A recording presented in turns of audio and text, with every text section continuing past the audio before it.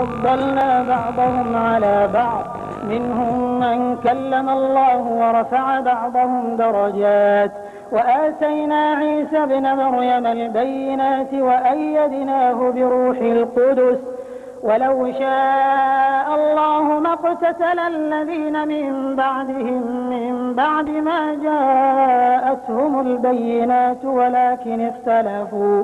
ولكن اختلفوا فمنهم من آمن ومنهم من كفر ولو شاء الله ما اقتتلوا ولكن الله يفعل ما يريد.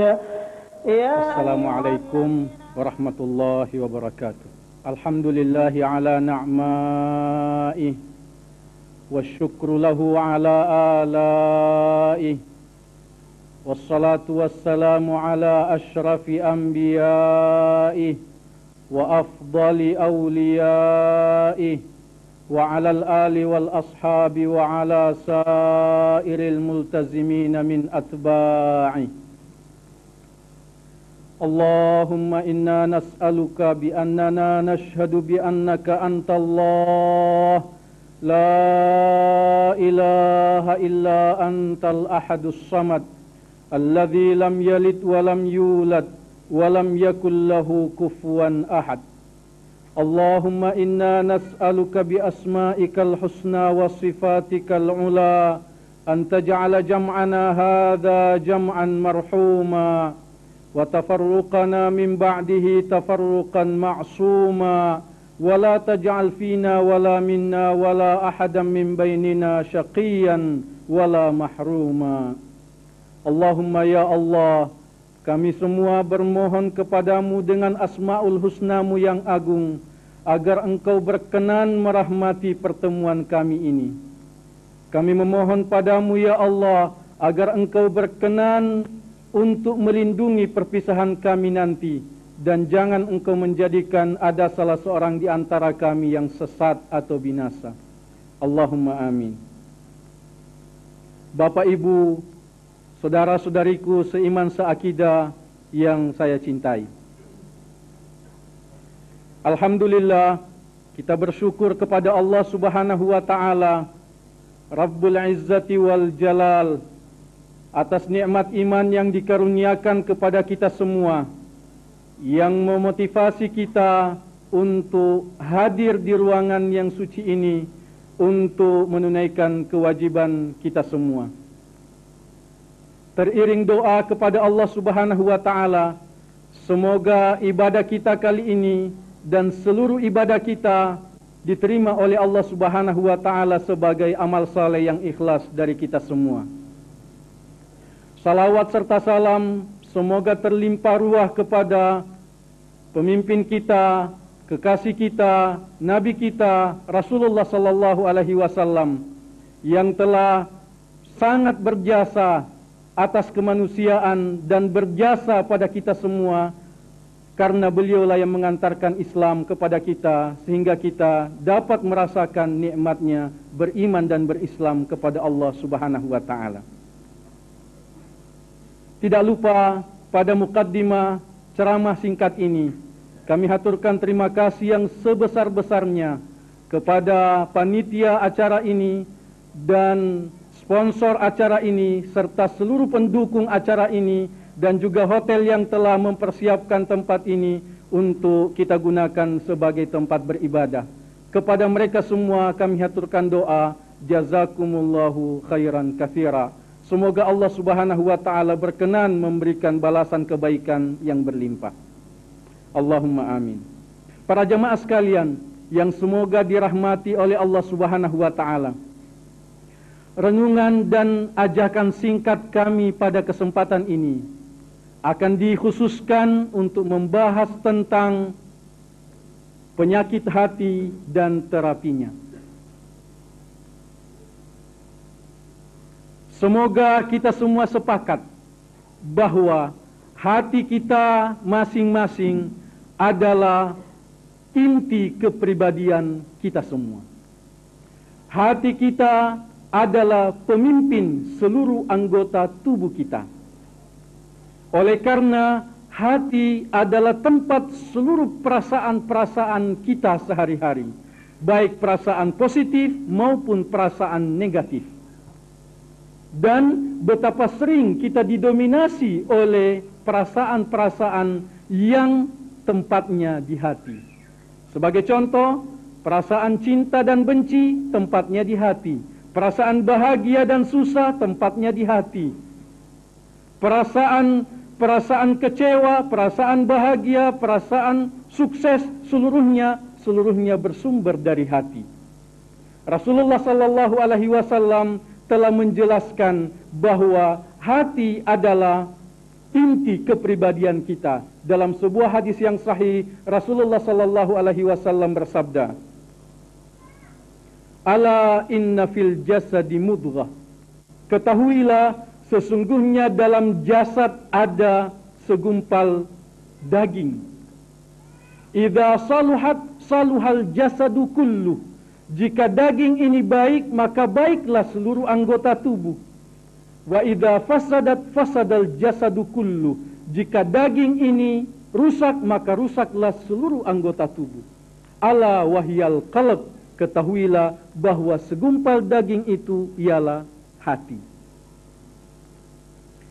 Dalam hadis yang lain, Rasulullah sallallahu alaihi wasallam bersabda, "Innallaha la yanzuru ila ajsamikum."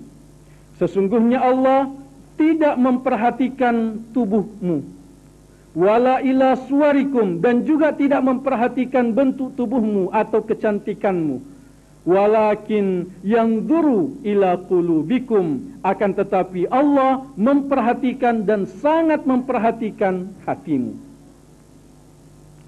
Itulah sebabnya sehingga konsep amal dalam Islam tidak hanya menekankan kuantitas amal, banyaknya jumlah amal saleh yang kita lakukan, lebih daripada memperhatikan kualitas dari amal itu sendiri.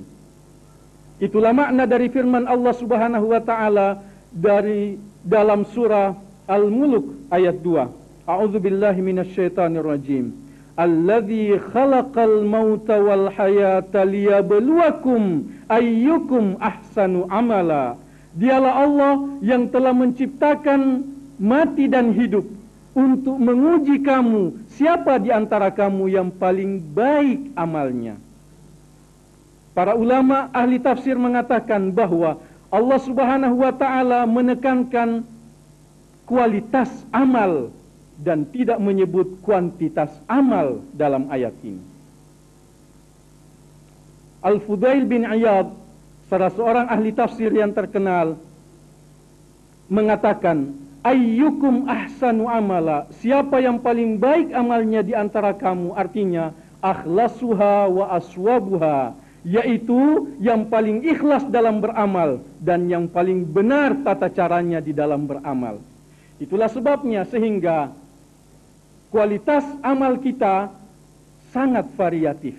Kita semua bersama-sama salat jamaah, akan tetapi kualitas salat jamaah kita sangat variatif di sisi Allah Subhanahu wa taala, tergantung pada kualitas keikhlasan kita dan kebenaran cara kita beramal itu sendiri.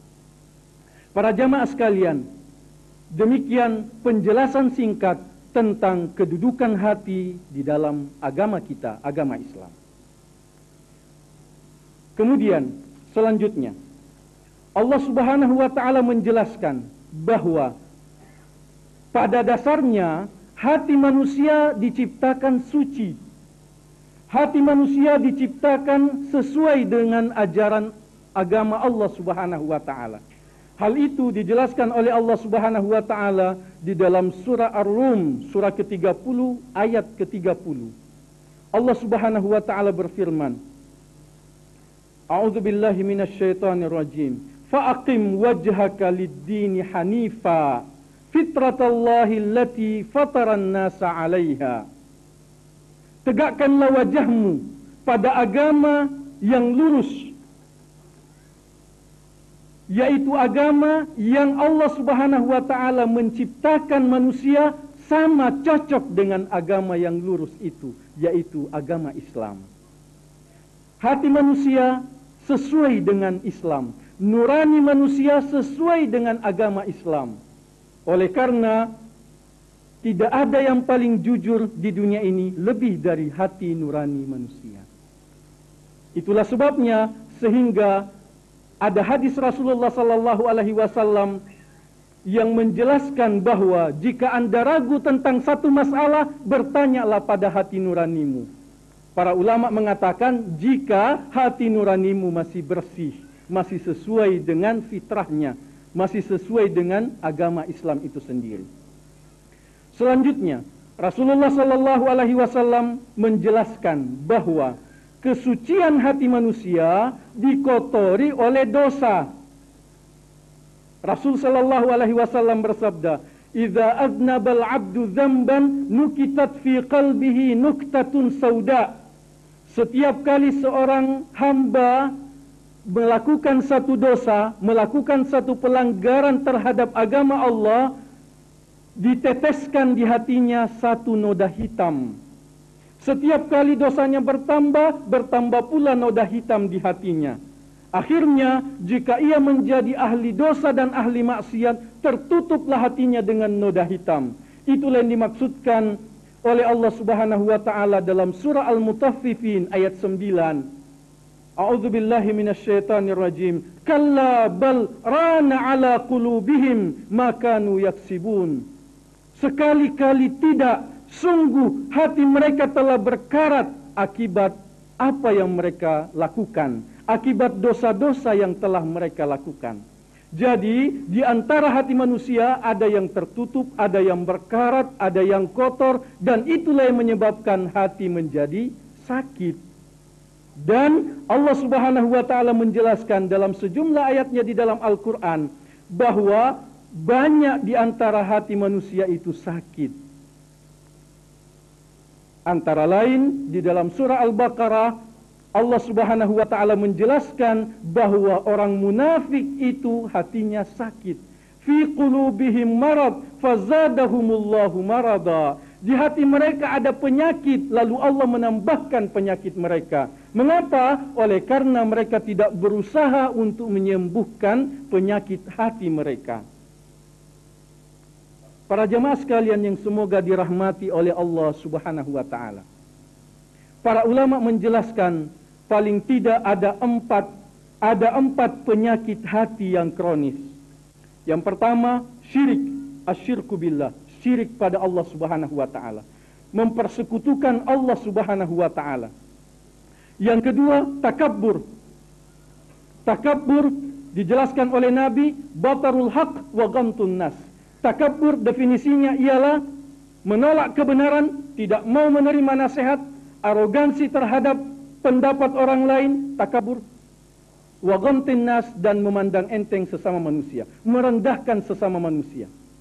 Itu takabur, penyakit hati. Yang ketiga, hasad. Hasad yaitu merasa tidak senang jika orang lain mendapat nikmat yang lebih banyak darinya. Itu adalah hasad, penyakit hati yang sangat kronis. Yang keempat adalah riya, yaitu melakukan satu amal saleh hanya karena ingin dipuji oleh sesama manusia. Para jamaah sekalian yang semoga dirahmati oleh Allah Subhanahu wa taala. Keempat penyakit kronis ini memerlukan perhatian dan kesungguhan dari kita semua untuk melakukan check up, memeriksa apakah ada di antara empat penyakit hati yang kronis ini pada diri kita masing-masing. Oleh karena satu penyakit saja dari keempat penyakit ini cukup untuk mematikan iman dalam jiwa kita semua. Betapa tidak Allah Subhanahu wa taala menjelaskan bahwa syirik kepada Allah Subhanahu wa taala meruntuhkan amal. Allah menjelaskan hal itu dalam surah Az-Zumar, surah ke-39 ayat 65. A'udzubillahi minasyaitonir rajim. Wa laqad uhiya ilaika wa ilal ladzina min qablika la in asyrakta la yahbatanna 'amaluk. Sungguh telah diwahyukan kepadamu Muhammad, dan sungguh telah diwahyukan kepada nabi-nabi sebelum kamu, la in asyrakta, jika kamu melakukan perbuatan syirik, la yahbatanna 'amaluk, sungguh akan runtuh amalmu. pasti akan runtuh amalmu. Wala takunanna minal khasirin, dan pasti kamu termasuk orang yang rugi. Para jamaah sekalian, di antara bentuk syirik ialah mempercayai ramalan bintang.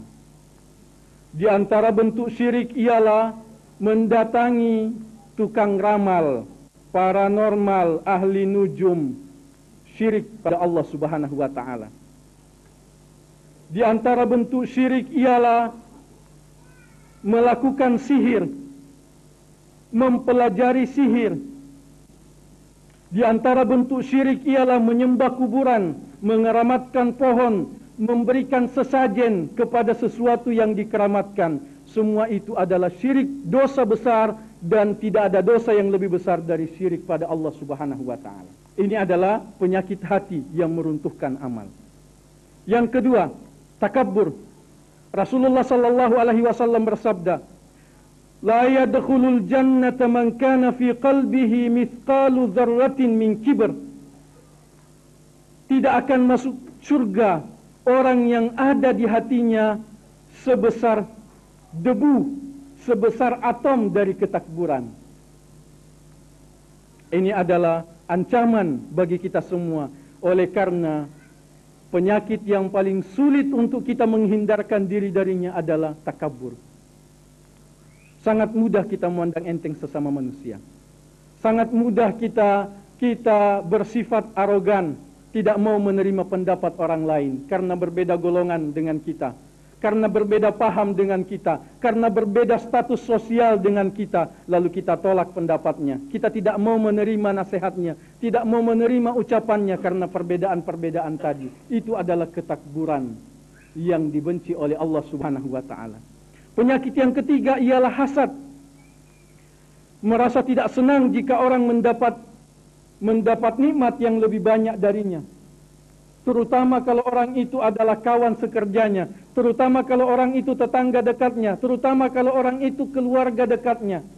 Ia merasa tidak senang jika orang mendapat nikmat yang lebih banyak darinya. Itu adalah hasad. Ini adalah dosa besar, oleh karena itu adalah perwujudan dari protes kepada Allah Subhanahu wa taala. Mengapa dia diberi banyak dan saya diberi sedikit? Protes, nilai protes kepada Allah inilah yang mendatangkan dan mengakibatkan dosa besar. Rasulullah sallallahu alaihi wasallam bersabda, "Iyyakum wal hasad, jauhi hasad. Fa innal hasada ya'kulul hasanat." Karena hasad itu memakan semua kebaikan, menghabiskan semua amal saleh yang kita lakukan. Jika di hati kita ada hasad, na'udzubillah, summa na'udzubillahi min zalik. Kama ta'kulun narul hatab, sebagaimana api melahap habis kayu bakar. Dan yang keempat ialah penyakit riya. Penyakit riya, melakukan amal saleh karena ingin dipuji oleh orang lain. Salat karena ingin dipuji oleh orang lain. Salat karena ingin dikatakan ia juga salat. Salat karena tidak enak jika semua orang ikut salat lalu dia tidak salat. Riya.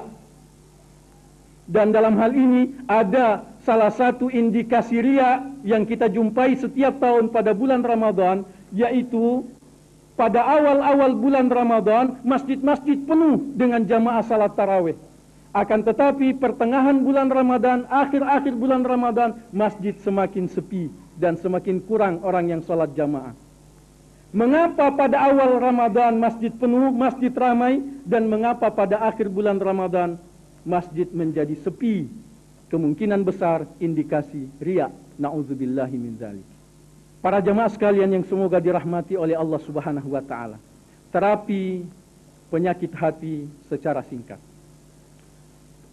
Yang pertama ialah mendekatkan diri kepada Al-Quran. Al-Quran adalah surat cinta ilahi kepada kita semua, yang wajib mendapat perhatian dari kita semua.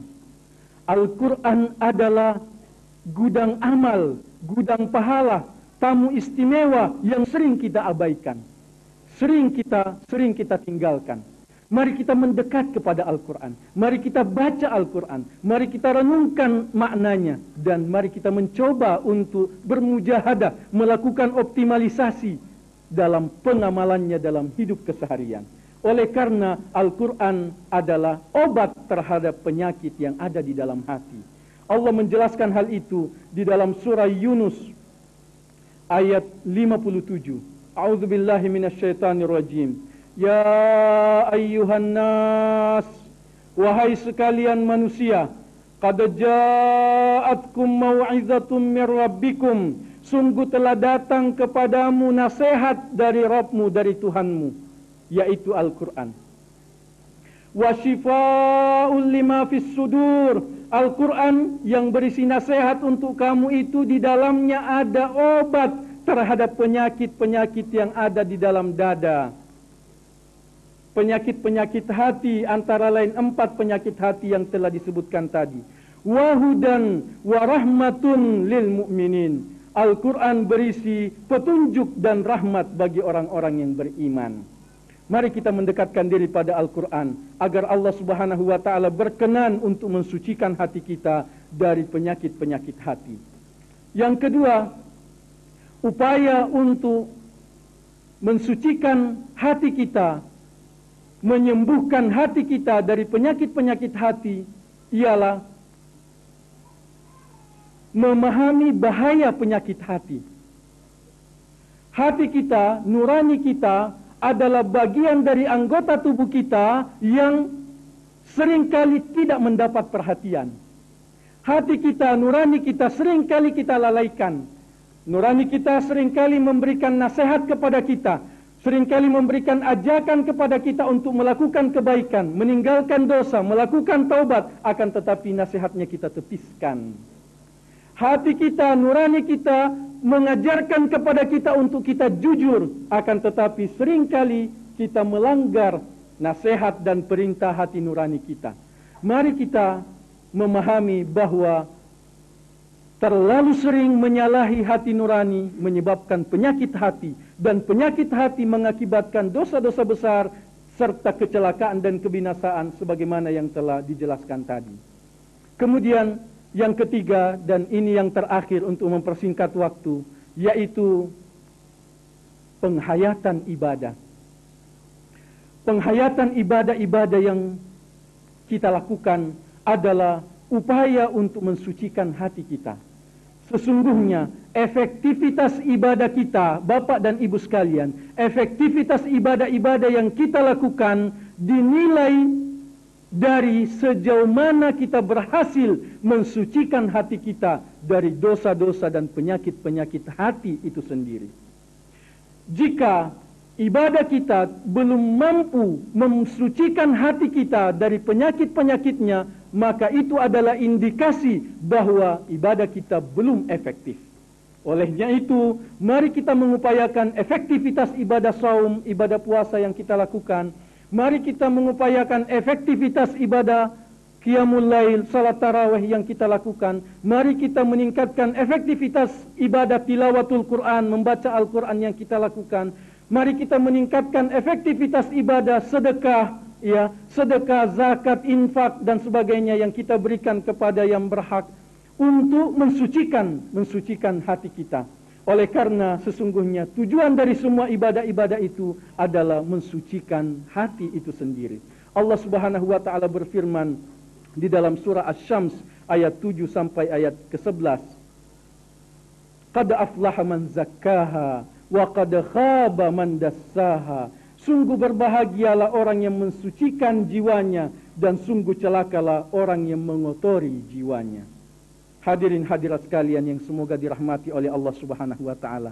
Akhirnya mari kita berupaya untuk memperbanyak doa kepada Allah Subhanahu wa taala, agar Allah Subhanahu wa taala berkenan untuk mengampuni dosa-dosa kita semua.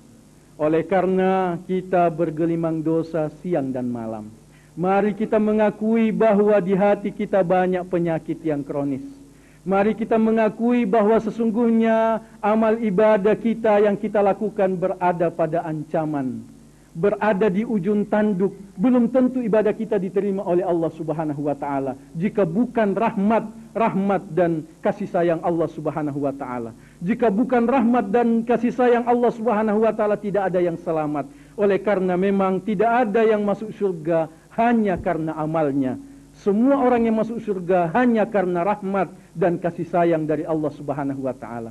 Olehnya itu mari kita gunakan momentum Ramadan, bulan mulia, bulan istimewa ini untuk meraih rahmat Allah Subhanahu wa taala sebanyak-banyaknya dengan mengefektifkan taubat kita pada Allah Subhanahu wa taala, dengan mengefektifkan upaya untuk kembali taat kepada Allah Subhanahu wa taala dan mengefektifkan ibadah-ibadah yang kita lakukan serta kerajinan atau mujahadah kita, optimalisasi kita untuk rajin membaca zikir dan doa, memperbanyak zikir dan doa kepada Allah Subhanahu wa taala. Mari kita yakini bersama bahwa doa orang yang sedang berpuasa pasti mustajab, pasti dikabulkan oleh Allah Subhanahu wa taala. Mari kita yakini bersama bahwa pada saat kita sujud, itulah saat terdekat seorang hamba dengan penciptanya, dengan Allah Subhanahu wa taala. Olehnya itu mari kita berbanyak doa pada saat kita sujud. Mari kita yakini bersama bahwa pada saat kita sahur, itu adalah saat yang tepat untuk memperbanyak doa pada Allah Subhanahu wa taala. Dan banyak lagi tempat-tempat dan waktu-waktu yang mustajab yang patut kita optimalkan untuk meraih rahmat Allah sebanyak-banyaknya. Allahumma rabbana innana amanna faghfir lana dhunubana wa qina adzabannar. Rabbana arinal haqqa haqqa warzuqna ittiba'a wa arinal batila batila warzuqna ijtinaba. Rabbana la tuzigh qulubana ba'da idh hadaitana wa hab lana min ladunka rahmah innaka antal wahhab. Rabbana atina fid dunya hasanah wa fil akhirati hasanah wa qina adzabannar. Allahumma amin. Wa sallallahu wa sallim wa barik ala nabiyyina Muhammad wa ala alihi wa sahbihi ajma'in. Subhana rabbika rabbil izzati amma yasifun wa salamun alal mursalin walhamdulillahi rabbil alamin. Assalamualaikum warahmatullahi wabarakatuh. Bengong aja. Bingung, panenku harganya jeblok. Itu panennya kok dibungkus? Ini usaha supaya ada nilai tambah. Yang itu dulu. Oh, kok gitu? Dibuat gini supaya mutunya begini. Oh, gitu. Harga lebih tinggi, untung kita nikmati. Oh, gitu. Gitu. Ayo bikin olahan dan kemasan. Biar dapat sumber duit baru.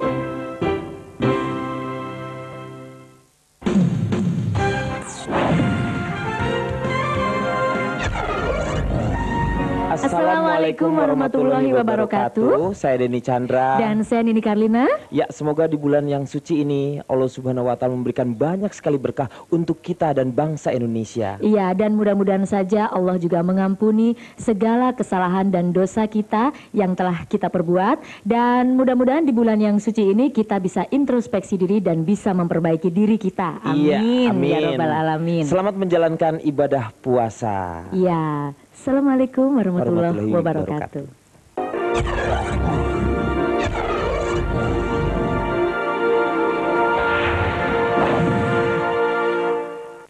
تلك الرسل فضلنا بعضهم على بعض منهم من كلم الله ورفع بعضهم درجات وآتينا عيسى ابن مريم البينات وأيدناه بروح القدس ولو شاء الله ما اقتتل الذين من بعدهم من بعد ما جاءتهم البينات ولكن اختلفوا